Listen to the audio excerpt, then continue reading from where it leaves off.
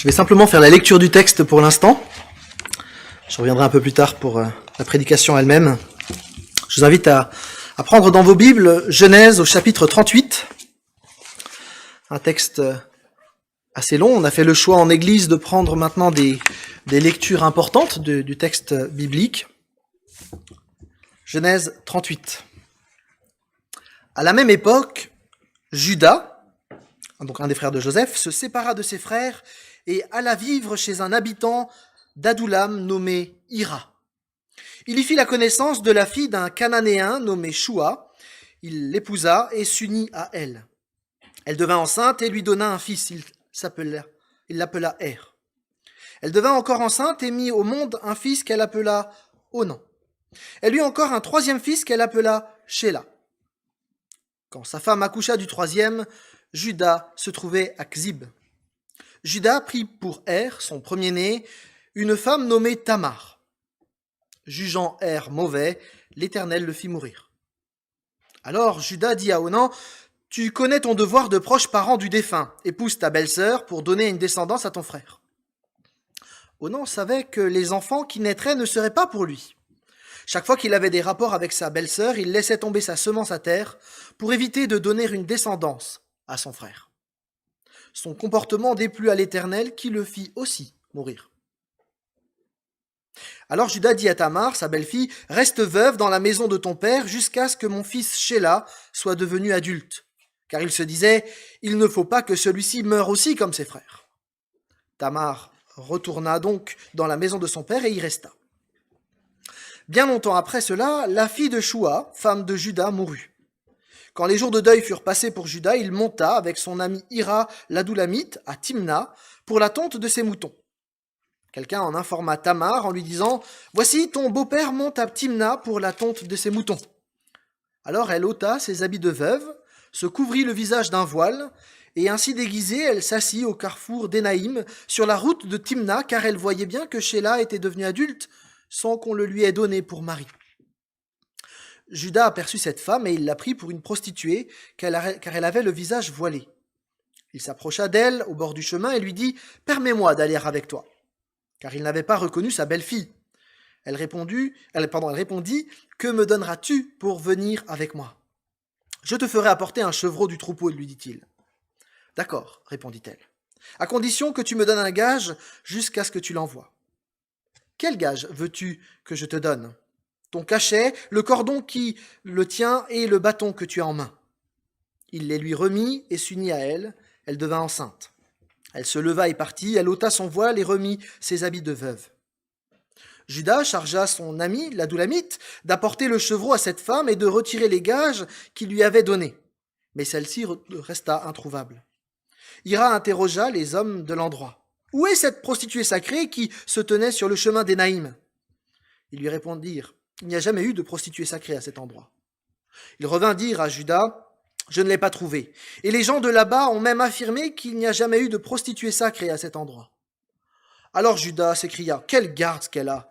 Ne nous rendons pas ridicules. Quoi qu'il arrive, moi j'ai envoyé ce chevreau et toi, tu n'as pas retrouvé cette femme. » Environ 3 mois après cela, on vint dire à Juda « Tamar, ta belle-fille s'est prostituée et même la voilà enceinte suite à cela. Qu'on la fasse sortir et qu'elle soit brûlée vive. » Comme on la jetait dehors, elle envoya un message à son beau-père. « C'est de l'homme à qui appartiennent ces objets que je suis enceinte. Reconnais, je te prie, à qui sont ce cachet, ces cordons et ce bâton. » Juda les reconnut et s'écria « Elle est plus juste que moi. Elle a fait cela parce que je ne lui ai pas donné pour femme, parce que je ne l'ai pas donné pour femme à mon fils Shéla. » Il ne s'unit plus jamais à elle. Quand vint le moment de la naissance, il s'avéra qu'elle portait des jumeaux. Pendant l'accouchement, l'un d'eux présenta une main, la sage-femme le saisit et noua un fil rouge en disant « C'est celui-ci qui sort le premier. » Mais il retira sa main, et c'est son frère qui vint au monde. La sage-femme s'écria « Quelle brèche ne t'es-tu pas ouverte ? La brèche est sur toi. » Et on le nomma Péretz, brèche. Ensuite son frère naquit, celui dont la main portait le fil rouge, et il fut appelé Zéra, lever de soleil. C'était un texte bizarre que j'ai lu ce matin, non ? Je ne sais pas comment vous l'avez ressenti. En France, tous les 2 jours, tous les jours, 2 jours et demi, une femme meurt tuée par son conjoint ou son ex. Chaque année, 220 000 femmes déclarent subir de manière répétée des violences conjugales, physiques ou sexuelles. 4 millions d'enfants sont exposés aux maltraitances conjugales. Les violences faites aux femmes sont nombreuses et le texte que nous avons lu est un récit de plus, finalement, que le texte biblique a gardé par rapport à toutes ces violences conjugales qui existent et qui existaient déjà. J'ai juste pas accès au diaporama, Seb. Voilà, pardon.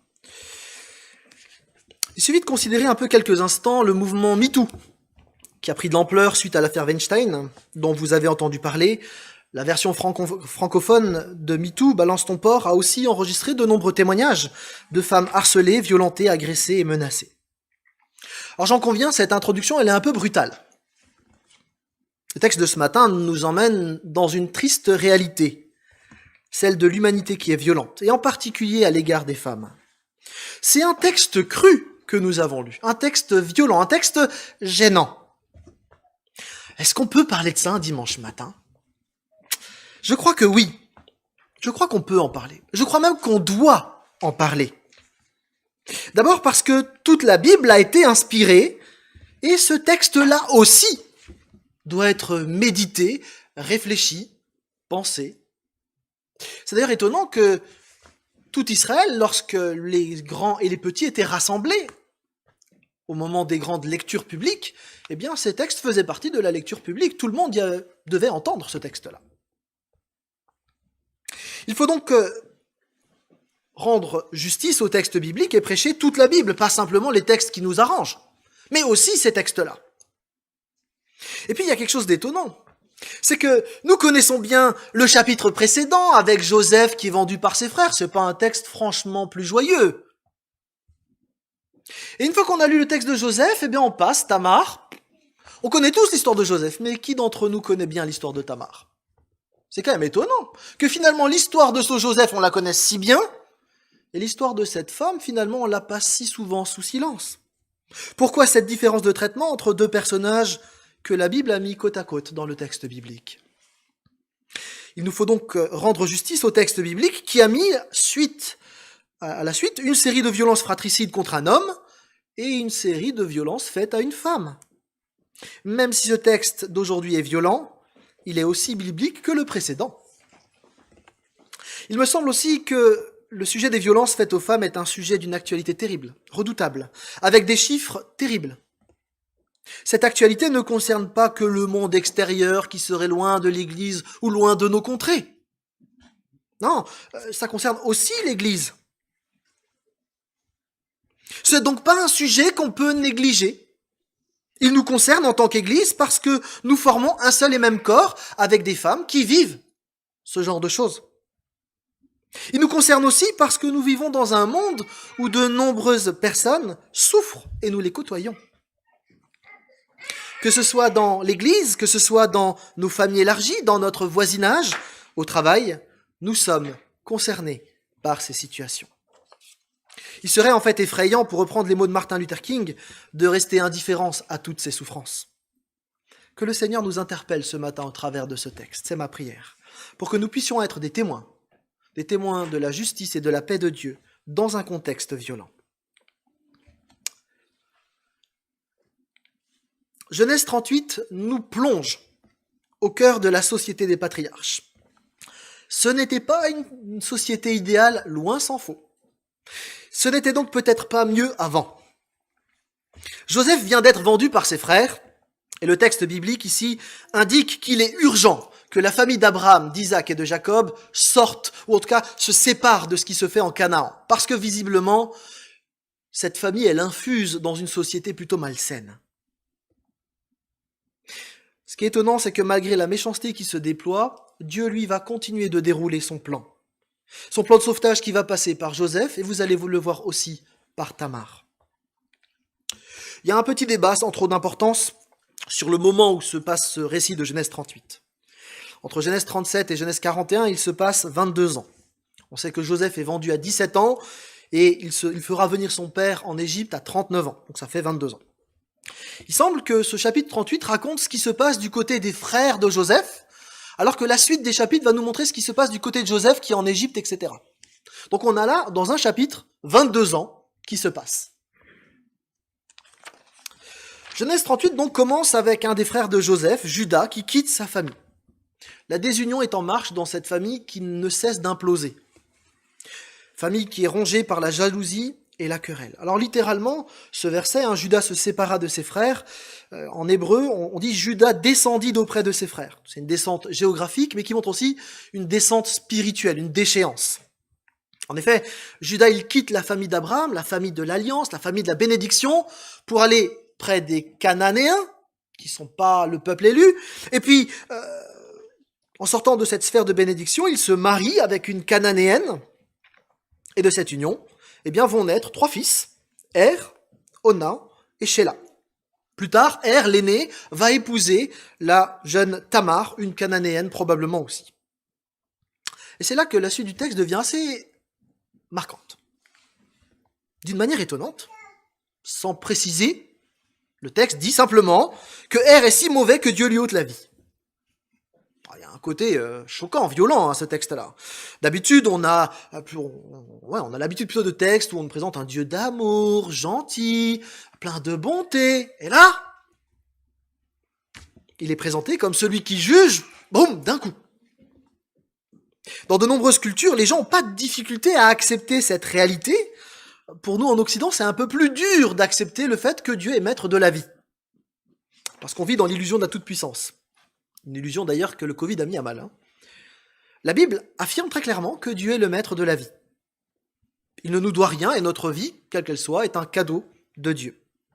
Voilà donc cet homme qui décède et qui laisse Tamar veuve.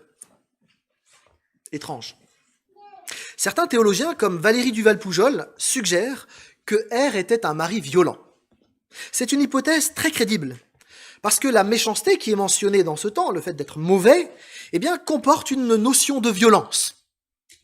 Par ailleurs, la vie de Tamar et tout ce qui va suivre ressemble furieusement à la vie d'une homme qui a été violentée par un premier mari. Il est donc plus que probable que Dieu ait mis à mort ce mari qui violentait sa femme. Mais voilà donc que Tamar se retrouve veuve. Comme il n'y a pas d'aide sociale à l'époque, la coutume du lévirat impliquait que le frère de la personne décédée prenne en charge la veuve et puis lui donne une descendance pour qu'elle puisse ensuite avoir de quoi se nourrir. Onan est donc, en théorie, responsable de donner une descendance à son frère et par là, prendre soin de Tamar. D'ailleurs, son père, Judas, lui demande de le faire. Mais Onan calcule très très vite. On était 3 parts d'héritage. Il y en a un qui est mort, il reste donc 2 parts d'héritage. Si je redonne une part d'héritage à mon frère, je diminue mon héritage d'autant. Donc du coup, il décide de ne pas prendre soin de Tamar. Je vous invite quand même à réaliser quelque chose. C'est qu'au lieu de refuser simplement de prendre soin de sa belle-sœur, il couche bien avec elle. Il en profite.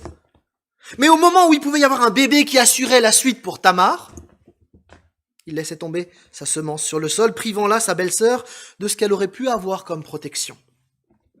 C'est un comportement de pervers. Ce qui est rapporté dans le texte, ce n'est pas de la masturbation, contrairement à ce que certains ont cru lire, ce qui a donné son nom à l'onanisme d'ailleurs, mais il s'agit de ce qu'on appelle un coït interrompu, qui d'ailleurs a été répété plusieurs fois ici. Parce que Onan ne veut surtout pas de donner de descendance à sa belle-sœur. Par contre, il en profite régulièrement, visiblement.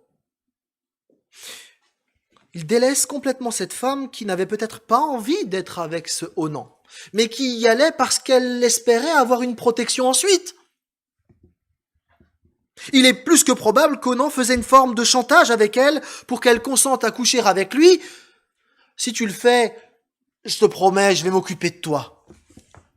Et au moment où il pouvait donner la protection, il se retirait. Il faut noter là la violence de ce qui est en train de se passer. Cet homme, il se sert de Tamar comme un objet de satisfaction sexuelle. Il ne se prive pas des rapports qui lui font plaisir, il se sert d'elle et il la méprise tout en même temps. Il fait probablement croire qu'il l'aime, qu'il va la protéger, etc. Et ensuite il la jette comme un vieux mouchoir. La violence et l'injustice subie par Tamar est terrible. Femme veuve, probablement violentée par un premier mari, abusée par le second, Tamar est une femme qui vit des injustices à répétition. Elle se trouve méprisée, chosifiée par un homme qu'elle n'a pas choisi. Il nous faut réaliser tout à nouveau que Dieu intervient. Il intervient au verset 10. Onan meurt. La coutume du Lévirin impliquait donc que ce soit le dernier fils de Juda, Shéla, qui prenne soin de Tamar désormais. Juda invite donc Tamar à attendre que ce dernier fils soit en âge. Mais la suite du texte nous montre que Juda avait une idée derrière la tête. Pour lui, c'est Tamar qui est probablement le problème. Tamar, tous les gens qui sont avec elle finissent par mourir, donc elle doit avoir un problème, cette femme.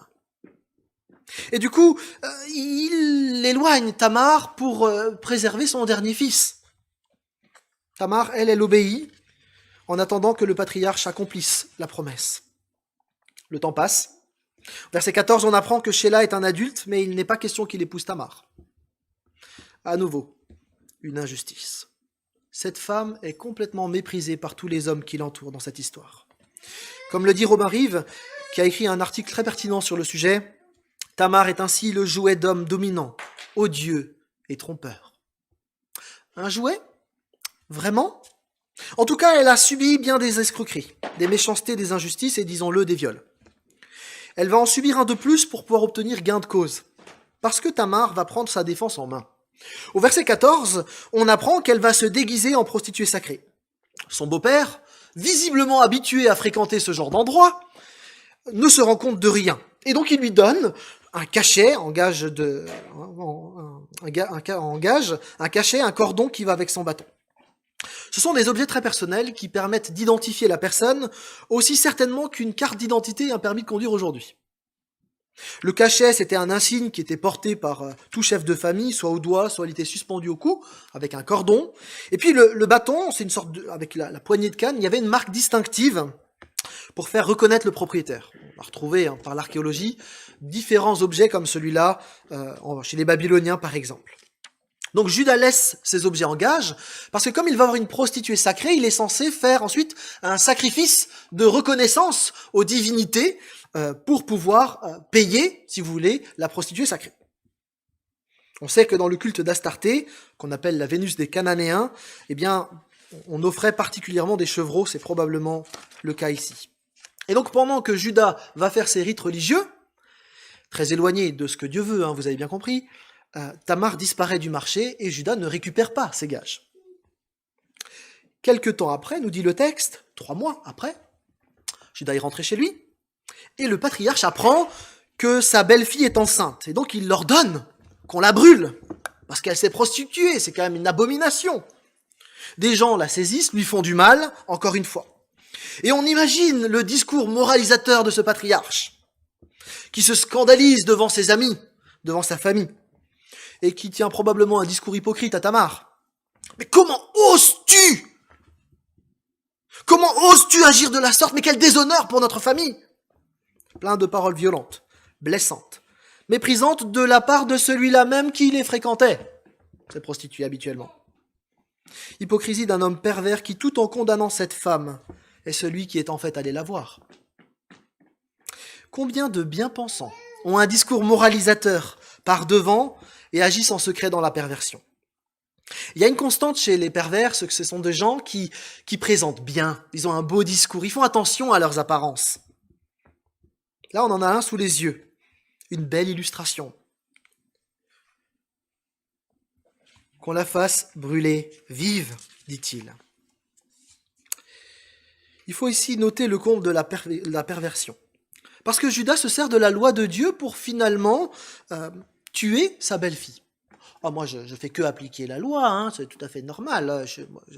Elle a fait une faute, elle était censée être fiancée à mon 3e fils, elle s'est prostituée. J'applique simplement la loi. C'est étonnant comme cet homme se sert de la Bible ou de la loi pour la détourner, parce que c'est cette même loi qui aurait dû le forcer à donner son 3e fils. En fait, Judas choisit les passages qui l'arrangent, très clairement. C'est étonnant qu'on puisse se servir d'un texte quand il nous arrange et le laisser de côté quand il ne nous arrange pas. Dans plusieurs situations pastorales que j'ai accompagnées, je me suis rendu compte que certains tordaient la Bible pour pouvoir abuser des femmes. Des femmes à qui on a dit « ton corps ne t'appartient plus ». Alors que le texte biblique dit au couple « votre corps ne vous appartient plus, vous devez vous donner les uns aux autres, l'un à l'autre ». D'autres qui disent « tu dois te soumettre à moi ». Alors que la Bible invite la femme à se soumettre par libre choix, par consentement, pas par obligation et par malveillance. « C'est moi le chef, obéis !» Alors que dans la Bible, l'autorité est une autorité bienveillante qui a pour but la sécurité et la croissance de la personne qui est sous l'autorité. En fait, c'est pas nouveau de détourner la Bible pour faire du mal. Dans Matthieu 4, quand Jésus est confronté à Satan, qu'est-ce qu'il cite, Satan? La Bible. Ah, rien de nouveau. On peut se servir de la Bible pour faire du mal. Il se trouve que dans notre texte, le patriarche, lui, va être démasqué. Tamar montre les gages. Comme le dit Robin Rive, c'est un balance ton porc magistral. Judas est démasqué. Et il est du coup contraint de dire qu'elle est plus juste que lui. Et son beau-père, du coup, va devoir maintenant prendre soin d'elle. Le texte précise qu'il ne s'unira plus à elle. Elle a gagné le droit d'être enfin respectée après toutes ces années. Quel combat! Chers amis, la lecture de ce texte, de cette histoire, elle ne peut pas nous laisser indifférentes. Et on doit faire ici une première pause. Parce que la violence que vit Tamar n'est pas une violence isolée. Ça nous met mal à l'aise de l'entendre. Ça nous met mal à l'aise de voir comment ces hommes ont profité de cette femme. Mais de nombreuses femmes dans le monde, en France, à La Roche, dans votre famille élargie, dans notre église, sur le lieu de travail, vivent des choses tout aussi dramatiques. Du harcèlement, des blagues salaces, des gestes déplacés, des allusions. Parfois, il y a de la violence verbale, parfois elle est physique, parfois elle est aussi institutionnelle. Est-ce qu'il faut simplement rappeler qu'à diplôme égal, une femme est beaucoup moins payée qu'un homme? Et pour une résistante comme Tamar, combien y a-t-il de victimes? Quel est notre discours? Quelle est notre attitude face à ces violences quotidiennes? Quelle prise de position au bureau, à l'usine, au travail, dans le voisinage, au club de sport, dans l'association où nous sommes impliqués et dans l'église? Nous ne pouvons pas rester indifférents. J'ai demandé à Argan, à Jean et à Annie de me rejoindre. Nous allons vous lire un texte ensemble. On va faire comme ça.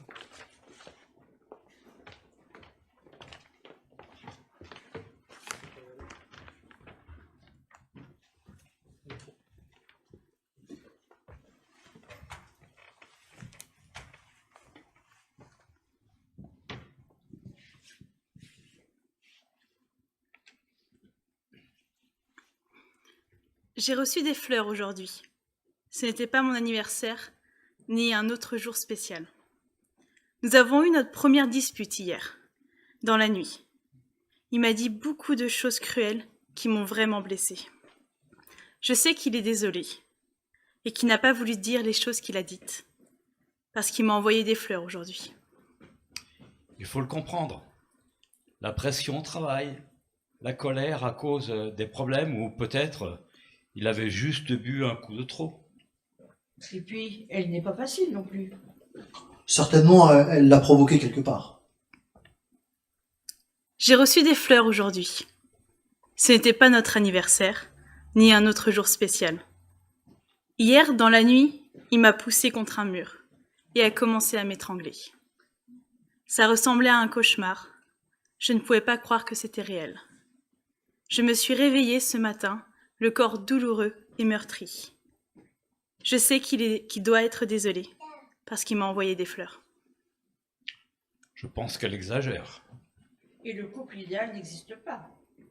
Mais pour les enfants, c'est toujours mieux que de rester ensemble. L'amour sera toujours plus fort pour surmonter tous les problèmes. J'ai reçu des fleurs aujourd'hui. Ce n'était pas la fête des mères, ni un autre jour spécial. Hier, dans la nuit, il m'a à nouveau battue. C'était beaucoup plus violent que les autres fois. Si je le quitte, que deviendrai-je? Comment prendre soin de mes enfants et des problèmes financiers? J'ai peur de lui, mais je suis effrayée de partir. Mais je sais qu'il doit être désolé, parce qu'il m'a envoyé des fleurs aujourd'hui. Si elle ne le quitte pas, elle n'est pas vraiment victime. La vie du couple, c'est tout, le meilleur et pour le pire. Tout couple rencontre des crises. Et puis de quoi on se mêle? Heureusement qu'on n'a pas ça dans notre église. Il s'est repenti, alors il faut lui donner une deuxième chance. Jésus n'a-t-il pas dit qu'il fallait pardonner de multiples fois? J'ai reçu des fleurs aujourd'hui. Aujourd'hui, c'était un jour très spécial. C'était le jour de mes funérailles. Hier, dans la nuit, il m'a finalement battu. Il m'a battu à mort. Si seulement j'avais trouvé du courage pour le quitter, je n'aurais pas reçu des fleurs aujourd'hui. On ne savait pas. On ne s'imaginait pas. Mais qui aurait pu penser?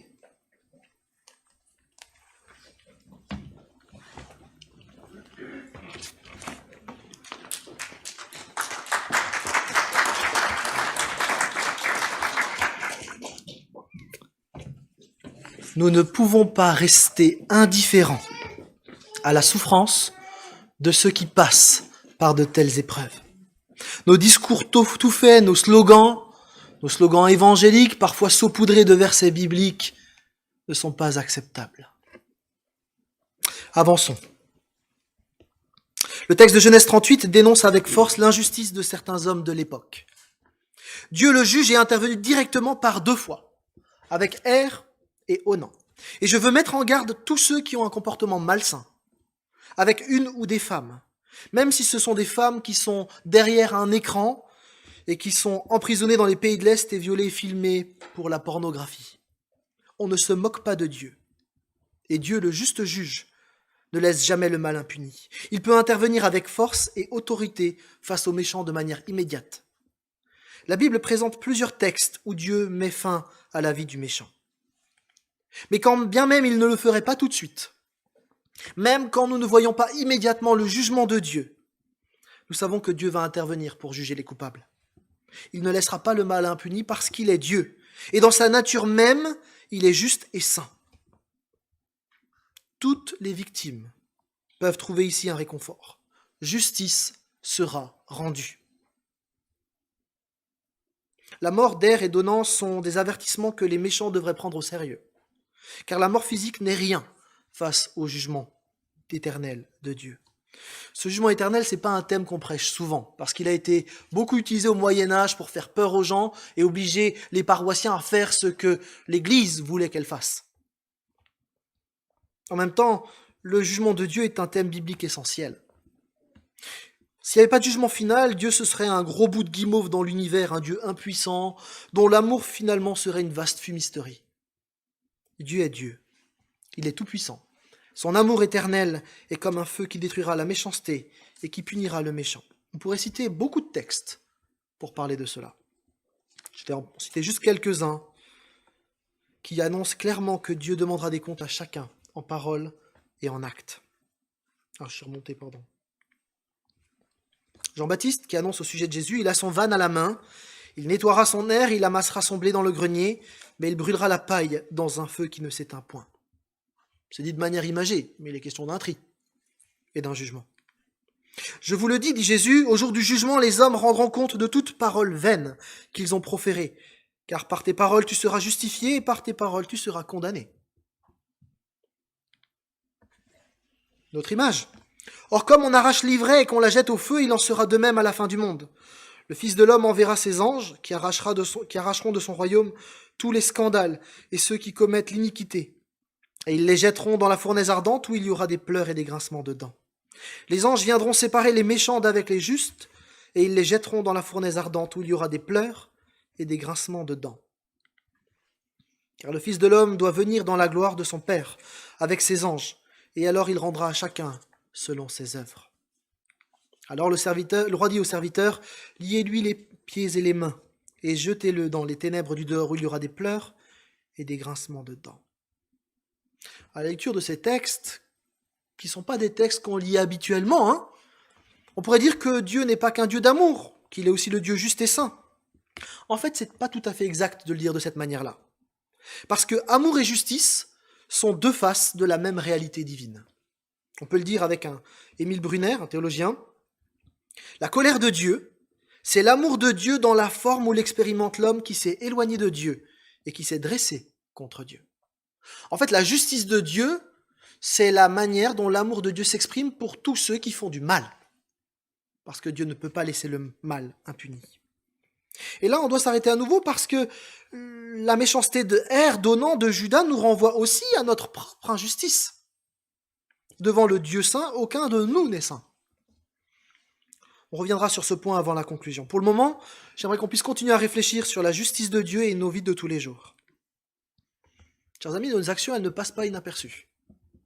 Le bien que nous faisons comme le mal que nous commettons sont visibles aux yeux de Dieu, même si personne d'autre nous voit. De même, nos paroles dites ou reçues en secret, dans l'intimité d'une chambre, dans l'obscurité d'une ruelle, dans le silence d'un couloir, quand nous sommes que deux au travail, sont entendues avec clarté par celui qui sait toutes choses. Tout ce que nous subissons, tout ce que nous avons subi, Dieu le sait. Tout ce que nous faisons ou ne faisons pas, Dieu le sait également. Or, nous l'avons lu, Dieu ne laissera pas le coupable impuni. Il se nierait lui-même s'il laissait le coupable impuni. Le mot final de l'histoire humaine, c'est un mot qui appartient à Dieu. Et dans ce mot final, Dieu marquera la fin et la destruction de toute injustice. Les victimes seront reconnues, restaurées, pleinement, totalement, absolument, et le coupable sera châtié. Notre Dieu est un Dieu juste. Celui qui a réussi à camoufler sa méchanceté, qui est passé entre les mailles du filet, ne pourra alors pas s'échapper. Nous connaissons celui qui a dit « À moi la vengeance ». Moi je rendrai, dit le Seigneur, et encore le Seigneur jugera son peuple. C'est une chose terrible que de tomber entre les mains du Dieu vivant. Le texte de ce matin nous interpelle, tous, hommes, femmes, sur nos comportements de chaque jour. Oui, nous vivons sous le regard de Dieu. Et Dieu n'est pas cette idole déformée qui ferait que dire « C'est bien les enfants, vous êtes mignons, vous êtes gentils ». Non, il est Dieu. Il est saint. Il déteste le péché, le mal, la méchanceté, le mensonge, la violence gratuite, les calomnies, les paroles blessantes, les injustices sous toutes ses formes. Parce que tout ça, c'est l'exact opposé de sa sainteté. Si nous prenons Dieu au sérieux, nous devons prendre un temps d'arrêt, là, tout de suite, pas demain, pas dans 10 ans. Et nous devons laisser le Saint-Esprit pointer dans nos vies ce qui n'est pas juste. Et pour que notre attitude change, en tant que chrétiens, nous voulons vivre selon les normes de Dieu, non pas par peur, mais parce que nous l'aimons. Et parce que nous l'aimons, le péché ne peut pas être installé au cœur de nos vies. Il y a une lutte à mener. Ça demande un effort plus compliqué peut-être que de monter les escaliers comme ce sportif. Ça demande de la détermination, de la persévérance, mais on ne peut pas rester les bras croisés face au péché. On ne peut pas rester assis et attendre sans lutter. C'est hors de question. Je vais continuer à pécher et puis Dieu me pardonnera, il est payé pour ça. C'est inacceptable. Dieu a dit « Soyez saints car je suis saint ». Nous sommes donc exhortés à faire disparaître de nos vies tout ce qui relève de l'injustice et de la méchanceté. D'ailleurs, notre responsabilité est engagée en dehors de notre propre personne, de notre propre vie. En tant que disciples de Christ, on est aussi responsable autour de nous. Face à l'injustice que certains subissent, nous devrions être les premiers à nous mobiliser pour accompagner, pour être aux côtés des victimes, en particulier aux côtés des victimes qui n'ont plus de mots, qui n'ont plus l'envie de vivre, parce qu'ils n'ont plus de force. Nous sommes appelés à demander justice pour les victimes. Et là aussi, on ne peut pas rester les bras croisés. Nous sommes le peuple du Dieu juste. Nous sommes appelés à être des prophètes, des porte-paroles. Nous sommes le peuple de ce Dieu juste. Et notre vie d'Église, elle aussi, doit être un modèle, un contre-modèle dans une société très souvent indifférente et injuste. Chacun de nous, nous sommes des disciples, que ce soit dans la société, dans l'Église, dans nos familles, dans nos couples, où on devrait être des modèles particulièrement, en recherchant la gloire de Dieu, dans le respect de l'autre et dans le souci de la justice pour tous. Pour les femmes en particulier, et plus largement pour tous ceux qui sont victimes d'injustice. Dieu nous a créés à son image et nous a donné à tous une même dignité. Il a répandu son esprit sur chacun d'entre nous sans distinction. Dieu est un Dieu juste et il nous appelle à vivre à sa suite. Le texte de Genèse 38, on pourrait l'arrêter là, pour un plaidoyer pour la justice chrétienne, à la gloire de Dieu. Mais on passerait à côté d'un dernier élément que je n'ai pas mentionné, qui est pourtant un élément essentiel. Parce que si Tamar a été rejetée, méprisée, violentée, non seulement Dieu intervient pour elle en détruisant 2 de ses agresseurs, mais il lui rend sa dignité en confondant Judas, qui est obligé de redire qu'elle est plus juste que lui. Et puis il y a plus, parce qu'elle va être enceinte. Elle va donner naissance à un certain Péretz. Et vous pouvez voir la généalogie de ce Péretz dans Ruth 4. Ce Péretz n'est rien d'autre que l'ancêtre du roi David. Et s'il est l'ancêtre du roi David, il est aussi l'ancêtre de Christ. Et d'ailleurs, dans Matthieu 1, verset 3, dans une généalogie, dans cette généalogie-là, la généalogie de Christ, Tamar elle-même est mentionnée. Œuvre de restauration de Christ pour cette femme. Malgré toute l'injustice vécue, la violence subie, Dieu a déroulé son plan. Et il a honoré Tamar qui a vécu tant d'injustice. Quelque part, avec cette histoire, on apprend que Dieu assume l'injustice des humains. Malgré la méchanceté des hommes, Dieu n'est pas limité. Et il va agir malgré tout ce déversement de violence. Et son plan de salut va passer au travers. Rien ni personne, aucun méchant, aucun mal ne peut arrêter le projet de Dieu. La méchanceté des frères ne va pas empêcher Dieu de bénir Joseph et d'en faire le sauveur d'Israël. La méchanceté des hommes ne va pas empêcher Dieu de se servir de Tamar pour qu'elle soit l'arrière-arrière-arrière-arrière-grand-mère de notre sauveur, Jésus-Christ. Dieu intègre Tamar la méprisée. Il l'intègre à son projet. Et il veut tous nous intégrer à son projet. Et justement, il faut que je revienne, pour finir, sur la question que j'ai posée tout à l'heure. Parce que la méchanceté d'Er, d'Onan et de Judas nous renvoie à notre propre injustice. Alors, on n'est pas forcément des gens violents ou particulièrement injustes. On n'a pas fait le mal que certains ont fait à Tamar. Mais on mérite tous le jugement éternel de Dieu parce que nous ne sommes pas pleinement et parfaitement justes. Chacun d'entre nous, d'une manière ou d'une autre, nous nous sommes élevés contre Dieu. Nous avons voulu vivre notre vie sans tenir compte de lui. Nous avons été injustes à son égard. C'est lui qui nous a créés et nous avons fait comme lui cracher au visage. John Stott rappelle que Dieu n'est pas ce gros morceau de guimauve dont je parlais tout à l'heure. Nous n'avons pas le droit de représenter Dieu comme un être indulgent qui sacrifie sa sainteté dans le but de nous épargner la destruction. On ne peut pas non plus le représenter comme un être dur et vengeur qui fait taire la voix de son amour pour pouvoir le réduire en miettes. Alors comment Dieu pourrait-il donner libre cours à sa sainteté sans que nous soyons consumés ou à son amour sans prendre nos péchés à la légère? Comment peut-il rester le Dieu parfait, saint et juste tout en étant le Dieu qui nous aime pleinement? La réponse porte un nom. Jésus-Christ. À la croix, Jésus-Christ a montré tout l'amour de Dieu et il a accompli la parfaite justice de Dieu. Et il ne faut pas se tromper ici. C'est pas un Jésus-Christ sympa qui vient apaiser la colère d'un Dieu méchant qui serait le Père et c'est pas Jésus qui vient arracher le salut comme ça. Non. C'est le même Dieu saint qui à la fois vit de la sainteté et qui à la fois donne son amour. À la croix, c'est Dieu lui-même qui se donne. Dieu le juste est mort pour nous les injustes. Et la vie de Jésus nous apprend beaucoup de choses, les amis. Parce que comme Tamar, Jésus lui-même a connu les abus, la violence et les agressions. D'abord celle de la trahison par ses proches, Judas, Pierre, puis celle des coups et des moqueries alors qu'il est nu dans la cour du prétoire, devant toute une garnison de soldats. Ce récit douloureux nous rappelle que notre Seigneur est compatissant, non pas en théorie, mais parce qu'il a aussi vécu des abus dans sa propre chair. Il comprend ce que les femmes et les enfants violentés subissent. Il est Dieu Emmanuel, présent à leur côté. Cela n'explique évidemment pas le pourquoi de telles tragédies, parce que le mal ne s'explique pas, il se combat. Jésus lui-même n'a pas fait de grands discours sur le mal, la souffrance, il n'a rien expliqué.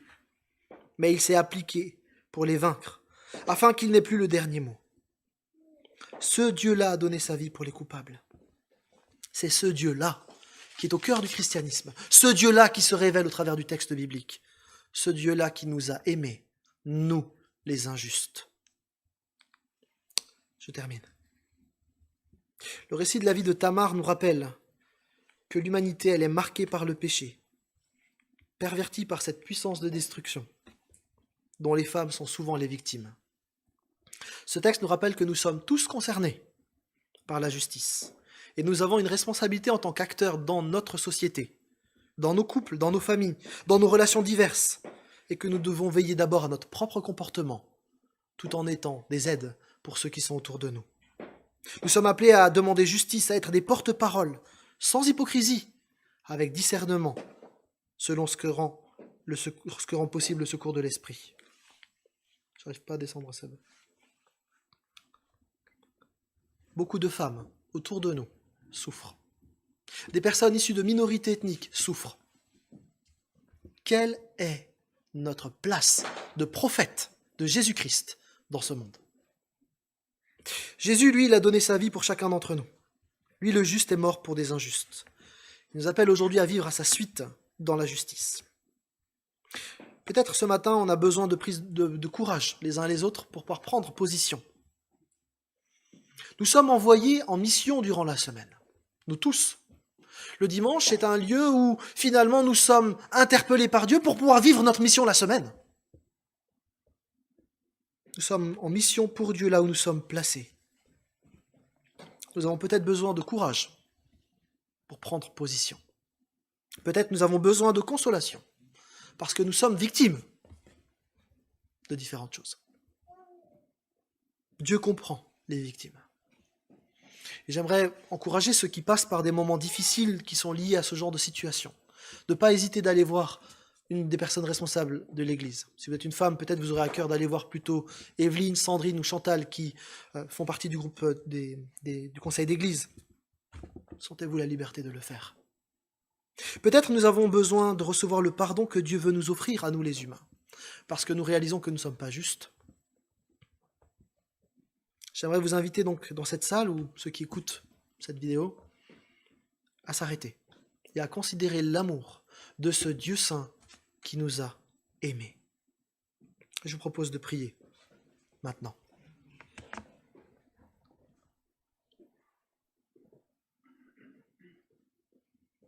Seigneur, ta parole nous encourage souvent, parfois elle nous bouscule. Seigneur, nous voulons te remercier d'avoir laissé dans le texte biblique ce récit de la vie de Tamar. Nous voulons te remercier parce que nous sommes parfois indifférents. Parfois, nous avons tellement l'habitude d'entendre des récits dans les faits divers que nous restons de marbre par rapport à ceux qui souffrent autour de nous. Seigneur, nous ne voulons pas qu'il en soit ainsi pour nous. Nous voulons, Seigneur, être motivés par ta justice, par ton amour, par ta compassion. Et nous te demandons du courage pour pouvoir prendre position lorsque cela est nécessaire, avec un collègue de travail, lorsque nous sommes en famille et que quelqu'un de notre famille se fait harceler. Seigneur, nous voulons du courage de ta part, que ton Saint-Esprit nous équipe. Seigneur, nous te prions aussi que tu prennes soin de tous ceux qui sont victimes, et de toutes celles en particulier qui sont victimes de différentes manières. Nous te prions, Seigneur, pour que tu restaures, que tu relèves, que tu déverses ton amour en abondance pour chacune des victimes. Nous te prions enfin, Seigneur, pour que nous puissions trouver en toi le salut. Toi, le Dieu juste qui t'est donné pour chacun d'entre nous les injustes. Nous voulons considérer ce si grand salut que tu nous as offert à la croix. Oui, Seigneur, nous réalisons que tu es le Dieu saint, et nous réalisons d'autant plus tout l'amour que tu as pour nous. Merci pour qui tu es, Roi de gloire. Amen. Amen.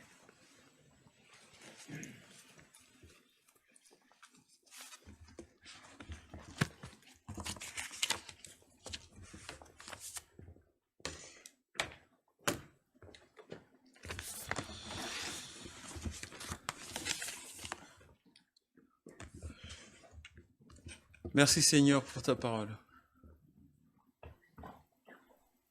Ça nous a fait du bien, n'est-ce pas? Ça nous a réconfortés dans nos doutes, dans nos moments de peur, que le nom du Seigneur soit béni, parce qu'il nous connaît mieux que nous-mêmes. Comme je l'avais lu dans le texte de Cathy God ce matin, que les bontés de l'Éternel se renouvellent chaque matin. Il est riche en fidélité, en miséricorde, en tendresse, en attachement, en justice inépuisable. La justice du Seigneur est inépuisable. Je vais demander au groupe de louanges de s'apprêter pour reprendre tout à l'heure le chant 653. Et nous allons passer aux annonces. Et après les annonces, nous allons passer au temps de prière tout à l'heure. Alors pour cette semaine, les annonces. Alors la première annonce, si vous avez des cartons, merci de contacter Stéphanie et Samuel qui vont déménager, qui ont besoin de cartons. Donc si vous en avez en stock, n'hésitez pas à les contacter. Il y a aussi les calendriers, c'est le dernier jour pour commander des calendriers, donc n'hésitez pas à le faire. Aujourd'hui, donc tout à l'heure, il y a la formation ITA, et à 16h sur Zoom, il y a l'école du dimanche pour les enfants, sur le lien habituel. Cette semaine, plusieurs activités. Vous savez qu'on a une réunion de prière donc tous les matins, pendant un quart d'heure, sur Zoom. Lundi 20h, le conseil d'église aura sa réunion de prière aussi. Mardi à 20h, il y a la réunion des moniteurs d'école du dimanche pour envisager la reprise et la suite des opérations. Mercredi, la réunion de prière. Études bibliques, donc ce jeudi sur Zoom à 14h30. Et les groupes de maison reprennent progressivement, donc contactez les personnes avec qui vous êtes dans le groupe. Samedi, donc 14h aussi, réunion de prière. Et samedi 14h30, donc quasiment en parallèle, il y aura la formation à la technique pour les cultes en ligne. Vous savez qu'on... Tu donneras la date, ça change? Ok, donc c'est pas samedi, il y aura une autre date. En tout cas, vous pouvez garder en mémoire quand même qu'on cherche des personnes pour faire la technique, pour mettre en lien les cultes sur YouTube, etc. Et donc, si vous êtes intéressé, merci d'aller voir Sébastien en fin de culte. Pour dimanche, donc le culte en présentiel et sur le lien YouTube que vous retrouvez comme à chaque fois sur notre site internet. Et donc à 16h, l'école du dimanche, encore une fois.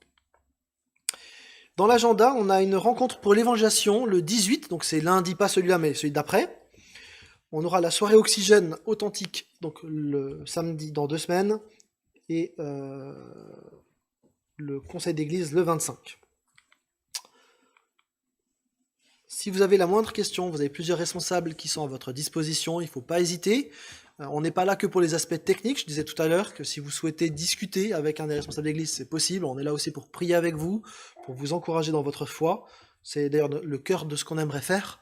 Il se trouve qu'on fait aussi d'autres choses techniques, mais d'abord on veut être là pour l'accompagnement spirituel. Vous avez plein de ressources à votre disposition. Il y a la page Facebook qui est animée par Élise. Il y a l'intranet avec tous les liens. Quand vous cherchez le lien pour aller vous connecter sur le culte ou sur telle ou telle réunion, tout est sur ce site-là. J'envoie pas des mails, j'essaye de pas envoyer des mails qui font 14 km de long parce que vous avez tout sur ce site. Donc du coup, c'est pas la peine de tout le temps chercher dans les mails, allez directement sur l'intranet. Vous avez la chaîne YouTube avec toutes les vidéos et puis le site web pour tout le reste. Le culte n'est pas fini, donc on va chanter un chant. C'est bien ça. Et puis ensuite, on aura un temps de prière ici. Et donc, sur YouTube, on vous invite à aller sur Zoom, sur le lien habituel. Le numéro, c'est quoi ? 753.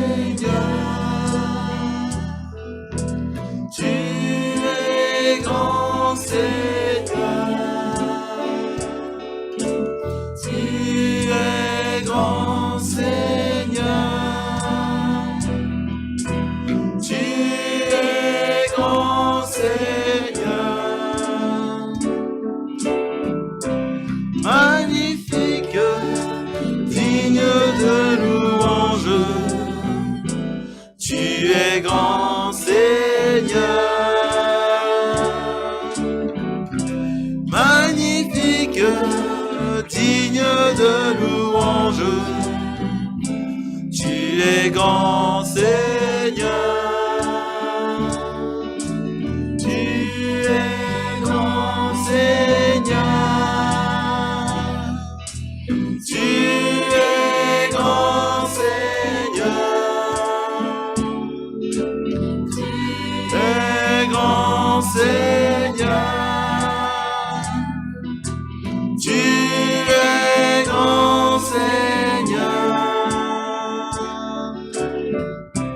Magnifique, digne de louange, tu es grand Seigneur. Magnifique, digne de louange, tu es grand Seigneur, tu es grand. Tu es grand Seigneur. Nous allons maintenant nous réunir ici en présentiel pour la prière. Nous allons, comme d'habitude, nous mettre en groupe de 5, voilà, 5, 6, pas plus. Et puis, en respectant toujours les gestes barrières. Et nous allons prier et je reviendrai tout à l'heure pour terminer le culte. Voilà.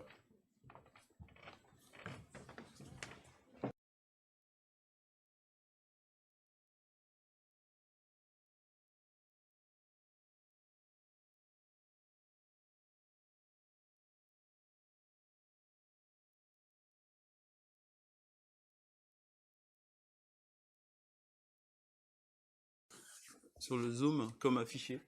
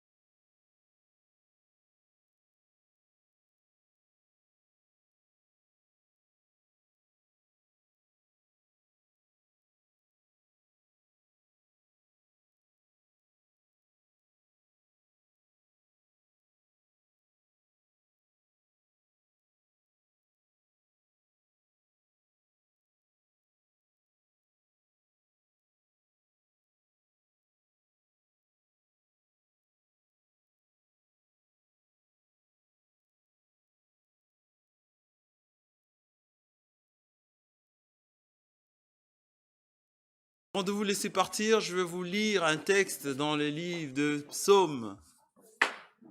Le psaume 121, le verset 7 à 8. Que ce psaume puisse nous accompagner durant cette semaine qui commence devant nous. Le Seigneur te gardera de tout mal. Il gardera ta vie.